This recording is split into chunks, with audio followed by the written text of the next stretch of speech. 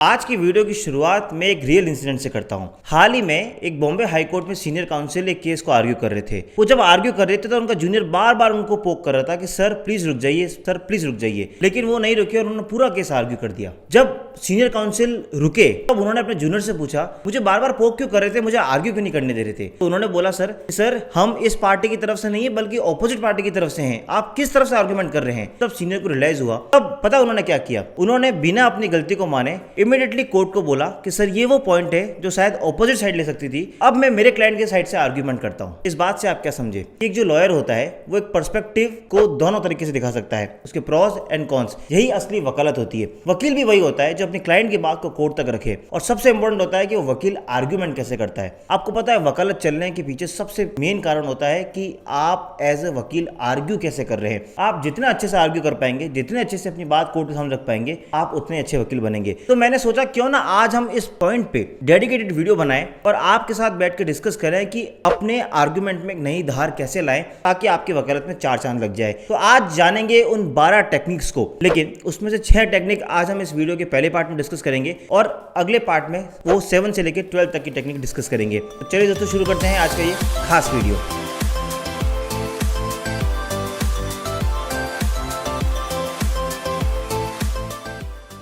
Lawyer हो, business founders हो, entrepreneurs हो, एचआर हो, आप चाहे किसी भी फील्ड में हो, सबसे बड़ी समस्या होती है एग्रीमेंट को ड्राफ्ट करना और उसको एग्जीक्यूट करना। तो दोस्तों उन सब का एक सॉल्यूशन है लॉयर इन बॉक्स, एक ऐसा टूल, एक ऐसा कोर्स जिसमें आपको मिलते हैं 6000 से ज़्यादा वर्ड और पीडीएफ फॉर्मेट में डॉक्यूमेंट्स, जिनको आप डाउनलोड कर सकते हैं और अपनी नीड के अकॉर्डिंग उसको फिल करके अपने काम को एग्जीक्यूट कर सकते हैं। तो नीचे दी गई लिंक पे क्लिक करें और इस कोर्स को आज की आज सब्सक्राइब करें। नमस्कार दर्शकों, आप देख रहे हैं मेरे साथ लीगल शॉर्ट्स, वो चैनल जो जागरूक करता है आपको अपनी वकालत के लिए, ताकि आप अपनी वकालत को एकदम तेजी से बढ़ा सकें। आज हम बात कर रहे हैं कि कोर्ट में आर्गुमेंट कैसे करें। इस वीडियो के पहले पार्ट में मैं आपसे वो 6 पॉइंट डिस्कस करने वाला हूं जो आपको डायस पे जाने से पहले ध्यान रखने हैं, ताकि आप बहुत अच्छे से अपना केस को आर्ग्यू कर सके। केस को आप तभी अच्छे से आर्ग्यू कर पाएंगे जब आप उसकी बैकएंड में तैयारी बहुत अच्छी कर पाएंगे। तो सबसे पहला पॉइंट भी यहीं से आता है, क्लाइंट ब्रीफिंग को लेकर।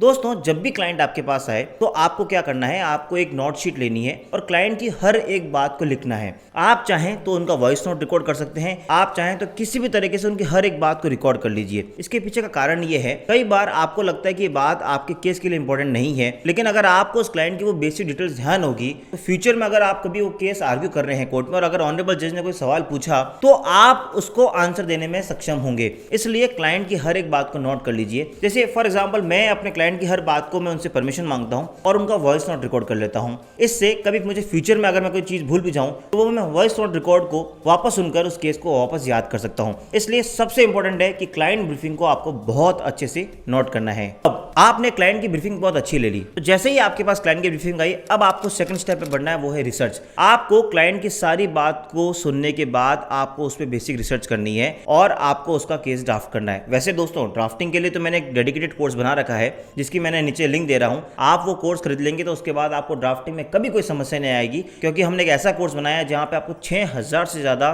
सिविल, क्रिमिनल, आर्बिट्रेशन, बैंकिंग और ना जाने कितनी ब्रांचेस ऑफ लॉ में आपको वो ड्राफ्ट मिलने वाले हैं। तो अब आपने ड्राफ्टिंग भी कर ली। ड्राफ्टिंग करने में जब आप रिसर्च कर रहे हैं तो आपको सबसे इंपॉर्टेंटली पहले बेयर एक्ट पढ़ना है। हम अक्सर गलती ये करते हैं कि हम सीधा गूगल पे जाके कोई चीज सर्च करते हैं, उस चक्कर में हम बेयर एक्ट से दूर हो जाते हैं। मेरी रिकमेंडेशन ये रहेगी कि हमेशा जिस भी लॉ पे आप आर्ग्यू करने वाले हैं उस आप बेयर एक्ट के प्रोविजन को बहुत अच्छे से पढ़ें, और कहते हैं ना अपने यहाँ के शब्दों को चबा चबा कर पढ़ें। कहने का मतलब ये है कि आपको उस बेयर एक्ट को 10 बार पढ़ना है, क्योंकि आप जितनी बार पढ़ेंगे उतनी बार आपको एक नए इंटरप्रिटेशन के साथ आएंगे और आप अपने केस को उतने अच्छे तरीके से आर्ग्यू कर पाएंगे। आपने बेयर एक्ट पढ़ लिया, उसके बाद आप कमेंट्री उठाइए और कमेंट्री में उस पूरे सेक्शन के बारे में जो भी डिटेल्स दे रखी है, चाहे आपके लिए काम की हो या नहीं हो, आप पूरा पढ़ लीजिए, ताकि आपको इन एंड आउट उस पूरे केस के सेक्शन के बारे में पता लग जाए। जब आपको कमेंट्री पढ़ ली, आपने बेयर एक्ट पढ़ लिया, उसके बाद आप गूगल पे जाके या कोई भी सर्च इंजन पे जाकर जो आप यूज करते हैं वहां पर आप उससे रिलेटेड केस लॉस पढ़िए। आप देखिए देखिए कि सुप्रीम कोर्ट ने इस पर क्या डिसाइड कर रखा है। ये सब बातें जानने के बाद आप जब केस को आर्ग्यू करने जाएंगे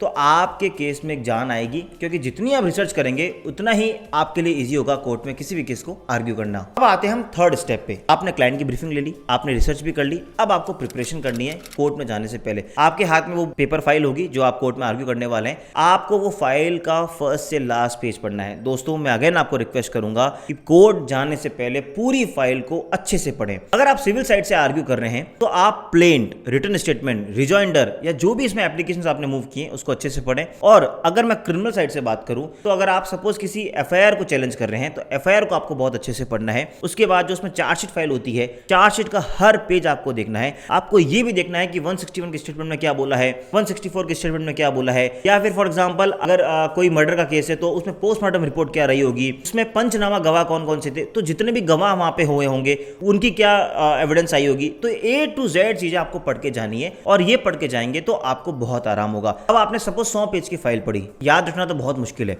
इसलिए मैं आपको यहाँ रिकमेंडेशन दूंगा जो मैं भी यूज करता हूँ। मैं हर फाइल को पढ़ते समय एक 2 पेज का या 1 पेज का सिनॉप्सिस बना लेता हूँ। सिनॉप्सिस बनाने का भी एक तरीका है, आप उसको 3 पार्ट में बांट दीजिए। पहला डेट, दूसरा पर्टिकुलर्स और तीसरा पेज नंबर। फॉर एग्जांपल अगर मैं कोई क्रिमिनल केस को आर्ग्यू करने वाला हूँ तो सबसे पहले सपोज मैंने एफआईआर पढ़ना शुरू करी तो मैं एक एग्जाम्पल आपको देकर समझाता हूँ कि मैंने सपोज लिख दी कि सपोज आज 1 जनवरी 2022 है और ये एफआईआर दर्ज हुई, और वहां जो बीच में पर्टिकुलर्स आते हैं वहां मैं लिख दूंगा FIR has been lodged under section so and so before so and so police station. और अब वो मेरे जो फाइल में जो पेज नंबर पे वो एफआईआर आने वाली है आगे मैं उसका पेज नंबर लिख दूंगा। ऐसे ही मैं पूरे केस की ब्रीफिंग लिख दूंगा। अब इससे क्या फायदा हुआ, जब आप कोर्ट में जाएंगे तो आपको वो पेजेस पलटने नहीं पड़ेंगे। आपको पता है ऑनरेबल जजेस जनरली इस बात को लाइक नहीं करते हैं कि आप उनके सामने आर्ग्यू कर रहे हैं और वो आपको देख रहे हैं और आप फाइल में पन्ने पलट रहे हैं। ये कभी भी अच्छा एक संकेत नहीं देता है। इसलिए जब आप जाएं तो आपके हाथ में 1 पेज का सिनॉप्सिस हो और आप सिनॉप्सिस से अगर केस को आर्ग्यू कर रहे हैं तो आपको बहुत सहूलियत होगी अपने केस को अच्छे से रिप्रेजेंट करने में, और इससे जजेस को भी एक अच्छा संकेत जाएगा। अब आते हैं हम चौथे स्टेप पे। आपने सारी तैयारी कर ली, लेकिन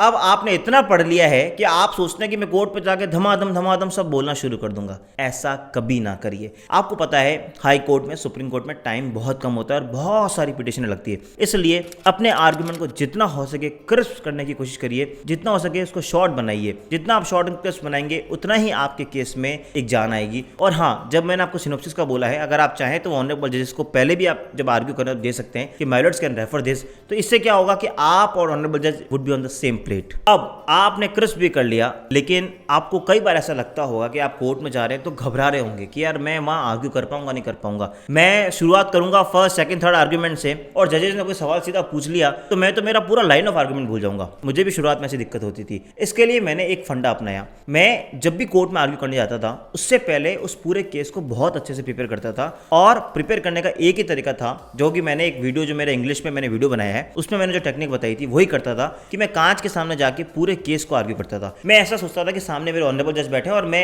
अपने आप को ऐसा आर्ग्यू करता था। ऐसा करने से मुझे हाव भाव दिखते, मेरा कॉन्फिडेंस बिल्डअप होता, मेरे गले से आवाज और अच्छे से निकलती, मैं शब्दों को अच्छे से प्रोनाउंसिएट कर पा रहा था। तो ये सब करने से मुझे बहुत फायदा मिला। तो अगर आपको लगता है कि आप एक फ्रेशर हैं या आपको इतना कॉन्फिडेंस बिल्डअप नहीं हो रहा है, कोर्ट में जाने से पहले कांच में प्रैक्टिस कीजिए। सबसे इंपॉर्टेंट टिप मैं आपको यही दे रहा हूं। और इससे एक और अच्छी टिप मैं अगर आपको दूं तो आपने सुना होगा कि एक थ्योरी ऑफ इमेजिनेशन होती है। वो ये कहती है कि जितना आप अच्छे से इमेजिन करोगे उतना ही अच्छे से आप आर्ग्यू कर पाओगे या आप उतने ही अच्छा वो एक्ट कर पाओगे। इसलिए आप कोर्ट में जाने से पहले 5 मिनट आंखें बंद करके उस पूरे केस को अच्छे से रिवाइज करिए और सोचिए उस केस में क्या हुआ था। और आपको पता है जब क्रिमिनल लॉ की आप प्रैक्टिस करते हैं तो एक हमेशा एक एडवाइस दी जाती है कि अगर आपको बहुत अच्छा क्रिमिनल लॉयर बनना है तो हमेशा अपने आप को उस क्राइम सीन पर रख के देखिए। आप खुद इमेजिन कीजिए कि आप उस क्राइम सीन पे खड़े हैं और आपके आसपास पुलिस की इस तरह से गाड़ियां आ रही है, वहां इस तरीके से फर्दे बन रही है, वहां इस तरह से सीज हो रहा है, सीजन मेमो बन रहा है, XYZ। जब आप अपने आप को उस क्राइम सीन पे रखोगे तो आप बहुत अच्छे से अपना डिफेंस निकाल पाओगे। इसलिए मैं आपको कह रहा हूं कि थ्योरी ऑफ इमेजिनेशन को भी आप अपने इस फील्ड में यूज कर सकते हो। और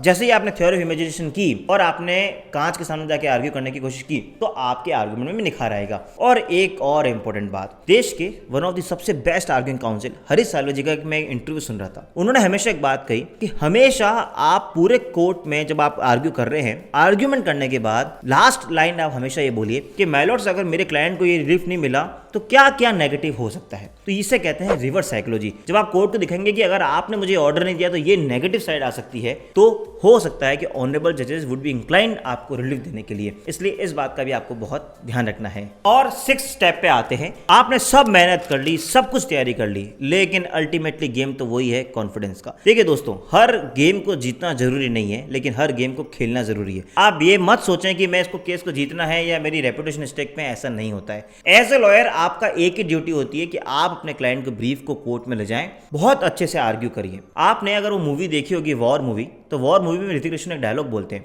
जरूरी नहीं है कि हर गेम आप जीतें, लेकिन आपको इस बात का सेटिस्फेक्शन होना चाहिए कि आपने उस गेम को बहुत अच्छे तरीके से खेला है, तो आप समझ लीजिए वो गेम जीत गए। आपको भी यही बात सोचनी है कि जब आप कोर्ट में जाएं तो आपको ये बात ध्यान रखनी है कि मैं अपने क्लाइंट की हर बात अच्छी तरीके से कोर्ट के सामने रख सकूं और कोर्ट के हर सवाल का मैं अच्छे से जवाब दे सकूं। फिर चाहे कोई भी रिलीफ हो, आपको उसके बारे में टेंशन नहीं करनी है। तो आपको 6 जो मैं टिप देना चाह रहा हूं वो ये है कि आपको बहुत अच्छे से कॉन्फिडेंसली आपको अपनी बात रखनी होगी। और कॉन्फिडेंस एक और तरीके से आता है, वो आता है आपके वेल ड्रेसअप से। यानी आप जितनी अच्छी तरीके से ड्रेसअप होकर कोर्ट में जाएंगे, साफ सुथरे कपड़े पहन के जाएंगे और एक अच्छे से आप हाव भाव लेके जाएंगे, तो इससे भी आपकी बॉडी लैंग्वेज में बहुत फर्क आएगा। तो ये 6 बातें थी जो उसको हमने आज डिस्कस किया, और अगर आप वो अपनी लाइफ में as a practicing council use करेंगे तो आपके आर्गुमेंट में आप खुद देखेंगे कि आपको बहुत डिफरेंस मिलेगा। अब आप ये चाहते हैं कि मैं जो अगली 6 टिप्स भी आपसे डिस्कस करूं, तो उससे पहले आपको मेरी एक रिक्वेस्ट माननी पड़ेगी, और वो छोटी सी रिक्वेस्ट ही है कि आपको चैनल सब्सक्राइब करना होगा और बेल आइकन दबाना होगा, इसलिए ताकि जब मैं वो नेक्स्ट वीडियो लेकर आऊं तो आपको उसकी नोटिफिकेशन आ जाए। इसके बाद भी अगर आपको लगता है कि कोई दिक्कत समस्या आपको आर्गुमेंट करने में आ रही है, मुझे नीचे कमेंट में जाके बताएं कि आप और मैं मिलकर जब उस समस्या से लड़ेंगे तो हम उसको जल्दी छुटकारा पालेंगे। मुझे पूरा विश्वास है कि आपको आज का वीडियो बहुत पसंद आया होगा। मिलेंगे अगले इसी वीडियो के पार्ट 2 के साथ। तब तक के लिए जय हिंद, जय भारत।